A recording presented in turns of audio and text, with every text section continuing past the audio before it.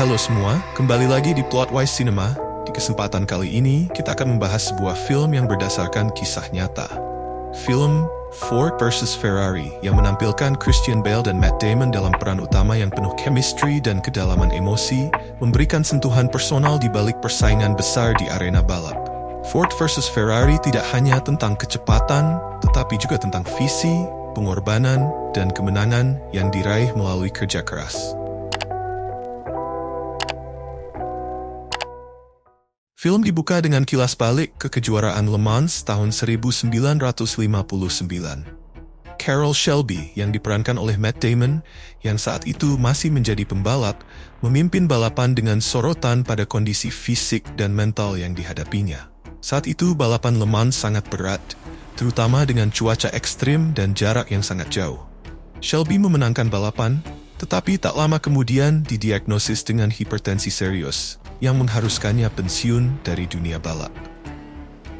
Berlanjut ke awal tahun 1960-an, Ford Motor Company berada dalam kondisi yang sulit.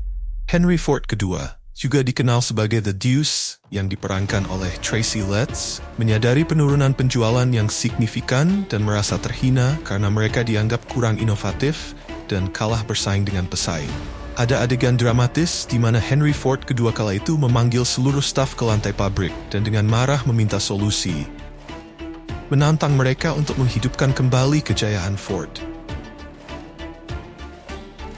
Lee Iacocca, yang diperankan oleh John Bernthal, salah satu eksekutif muda Ford, kemudian mengusulkan ide yang berani, yaitu Ford harus masuk ke dunia balap mobil internasional dan memenangkan Le Mans, di mana kala itu Le Mans merupakan balapan paling bergengsi di dunia. Tujuannya, mengalahkan Ferrari, perusahaan kecil asal Italia yang mendominasi Le Mans selama bertahun-tahun. Untuk mewujudkan misi ini, Lee mengusulkan agar Ford membeli Ferrari karena kala itu perusahaan Ferrari keuangannya sedang tidak bagus. Adegan ini sangat penting karena menggambarkan bagaimana negosiasi berlangsung antara kedua perusahaan. Enzo Ferrari, yang diperankan oleh Remo Giron, pada awalnya tampak tertarik dengan tawaran Ford, tetapi ketika membaca di kontrak yang melibatkan kehilangan kendali atas divisi balapnya, dia secara dramatis menghentikan pertemuan. Che I suoi arroganti dirigenti sono solo una massa di figli di puttana. Dalam adegan emosional, Enzo Ferrari menyebut Henry Ford kedua sebagai sekadar pekerja yang tidak layak dibandingkan dengan Henry Ford pertama, sang pendiri. Ini menambah penghinaan yang mendalam bagi Ford. Hal ini memicu dendam yang kemudian memacu proyek ambisius Ford untuk mengalahkan Ferrari di Le Mans.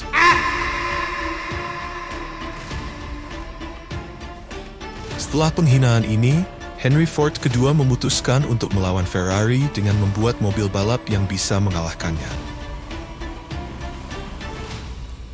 We're gonna build a race car. And we're gonna bury that goddamn greasy wop 100 feet deep under the finish line at Le Mans. And I will be there to watch it.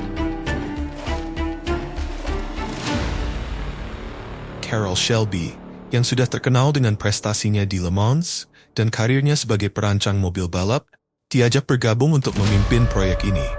Ford meminta Shelby untuk merancang dan membangun mobil yang dapat bersaing dengan Ferrari.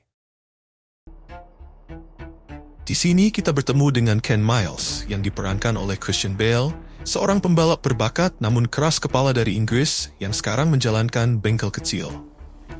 Miles adalah karakter yang berwarna, dengan sikap yang kasar, temperamental, tetapi sangat berpengetahuan soal mobil.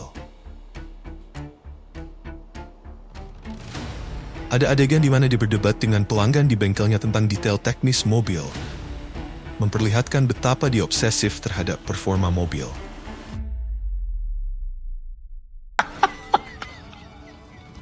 Shelby, yang menyadari bahwa Miles adalah satu-satunya pembalap yang dapat menekan mobil ke batas maksimalnya, meminta Miles untuk bergabung dalam proyek ini. Namun sejak awal Ford tidak sepenuhnya yakin dengan Miles, karena kepribadiannya yang tidak cocok dengan citra korporat mereka.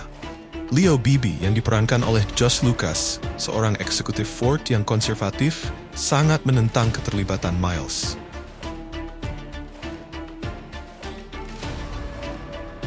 Setelah menyetujui keterlibatan Miles, Shelby dan timnya mulai mengembangkan Ford GT40 mobil balap yang dirancang untuk mengalahkan Ferrari. Adegan-adegan menunjukkan proses pembangunan yang penuh dengan kegagalan awal, dengan GT40 yang tidak stabil dan sering mengalami kerusakan selama uji coba. Dalam salah satu adegan menegangkan, GT40 mengalami kegagalan besar di sirkuit balap saat pertama kali diuji di Le Mans, mempermalukan Ford. Ken Miles, yang melihat masalah teknis yang jelas, mengkritik mobil tersebut. Namun Ford, terutama Leo Beebe, tetap meremehkan pendapat Miles dan mendesak agar mobil segera diperbaiki tanpa sepenuhnya memperhitungkan nasihat teknis Miles. Ketegangan internal di Ford mulai memuncak. Di tengah ketegangan ini, Leo Beebe berusaha menyingkirkan Miles dari tim balap Le Mans. Ford ingin seseorang yang lebih sesuai dalam tanda kutip dengan citra mereka untuk mewakili perusahaan. Dalam salah satu adegan yang menonjol, Shelby dihadapkan pada ultimatum dari Ford. Jika Miles balapan di Daytona, dia harus menang atau dia tidak akan diizinkan berpartisipasi di Le Mans. Shelby kemudian bertaruh besar dengan Henry Ford kedua. Dalam adegan yang mendebarkan, Shelby membawa Henry Ford kedua untuk merasakan langsung pengalaman mengendarai Ford GT40 dengan kecepatan tinggi di sirkuit. Henry Ford kedua, yang hampir ketakutan setengah mati, akhirnya memahami kekuatan mobil memang seperti monster dan akhirnya ia mempercayai Shelby. Daytona 1966 adalah titik balik penting, di mana Ken Miles tampil luar biasa di balapan ini. Ya, meskipun mendapat tekanan besar dari tim Ford, adegan balapan sangat menegangkan dengan Miles yang harus berjuang melawan masalah mekanis dan menggunakan keahliannya untuk mengatasi rival di lintasan. Pada akhirnya, Miles memenangkan Daytona, membuka jalan baginya untuk balapan di Le Mans.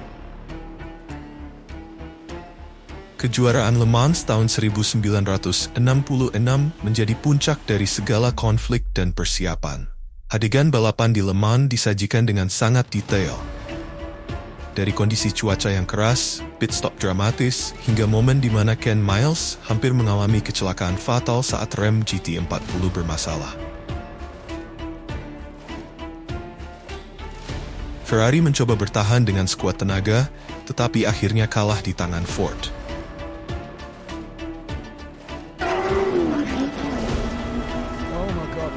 Lucunya di sini, Ford membuat keputusan kontroversial untuk memerintahkan Miles memperlambat dan finish bersamaan dengan dua mobil Ford lainnya, demi menampilkan kemenangan Ford sebagai tim. Meski Miles mengalahkan semua pesaing, ia kehilangan kemenangan individu karena teknis foto finish dan kemenangan diberikan kepada pembalap lain, bukan kepada Ken Miles. Singkatnya, Miles dikhianati. Miles hanya bisa tersenyum pahit, menerima nasibnya dengan lapang dada.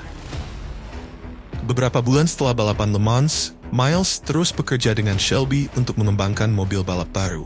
Namun dalam sebuah tes mobil di Riverside, California, Ken Miles mengalami kecelakaan fatal. Kematian Miles sangat menggetarkan Shelby dan tim Ford. Film diakhiri dengan Shelby yang terlihat sedih, mengenang sahabatnya sambil memandangi sirkuit tempat Miles berlatih. Shelby menyimpan kenangan akan dedikasi Ken Miles dan pengorbanan yang telah ia berikan untuk dunia balap.